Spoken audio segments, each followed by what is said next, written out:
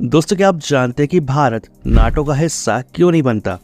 अभी हाल ही में अमेरिका में नॉर्थ अटलांटिक ट्रीटी ऑर्गेनाइजेशन यानी कि नाटो शिखर सम्मेलन की शुरुआत हो गई थी और चर्चा था कि इस समिट में अमेरिका यूक्रेन के लिए अपना मजबूत समर्थन पेश करेगा और यूरोपीय देशों के लिए अमेरिका की घोषणाएं कर सकता है। और 9 से 11 जुलाई तक चलने वाला ये समिट इसलिए भी खास था क्योंकि इस साल नाटो अपनी 75 एनिवर्सरी मना रहा था।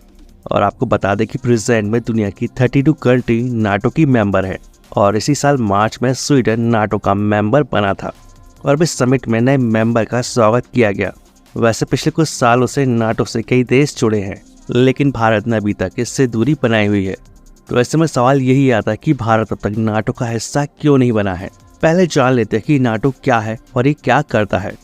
नाटो का गठन साल 1949 में अमेरिका, ब्रिटेन, कनाडा और फ्रांस समेत 12 देशों ने मिलकर किया था और नाटो का लक्ष्य सोवियत संघ को यूरोप में विस्तार करने से रोकना था।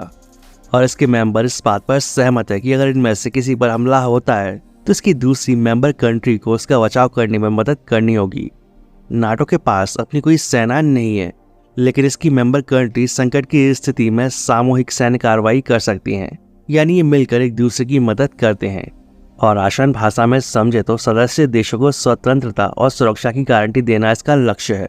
यूरोप और उत्तरी अमेरिका में नाटो के 32 सदस्य देश हैं, जिनमें Britain, America, Canada, France, Germany, Italy, Spain और तुर्की शामिल है। और अंतिम देश जो नाटो का हिस्सा बने वो फिनलैंड और स्वीडन है। फिलहाल यूक्रेन, बोस्निया, हर्जेगोविना और जॉर्जिया अभी नाटो में शामिल होने के इंतजार में है। हालांकि नाटो देशों ने यूक्रेन को हथियार दिए ताकि वो रूस को जवाब दे सके।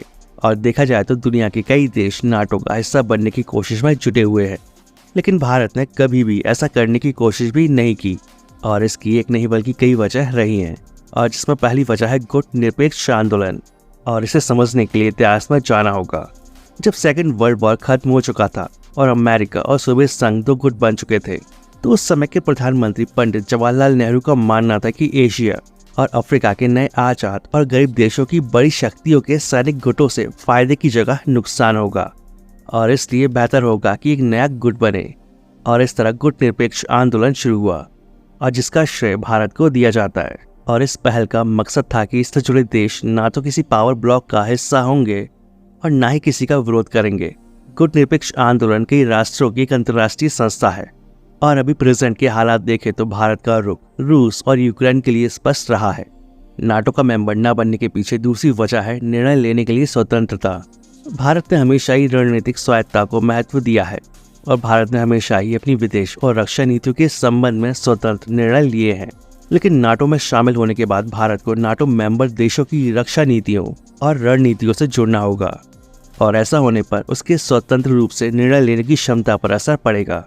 साथ ही नाटो का मेंबर बनने पर भारत को कई सैन्य अभियानों और करारों का हिस्सा बनना पड़ेगा और ऐसा न होने पर भारत इस बात के लिए स्वतंत्र रहेगा कि वह किस देश के साथ सैन्य अभियान चलाएगा और किसके साथ नहीं, और देश मिलिट्री पार्टनरशिप को लेकर एक स्वतंत्र निर्णय ले सकेगा।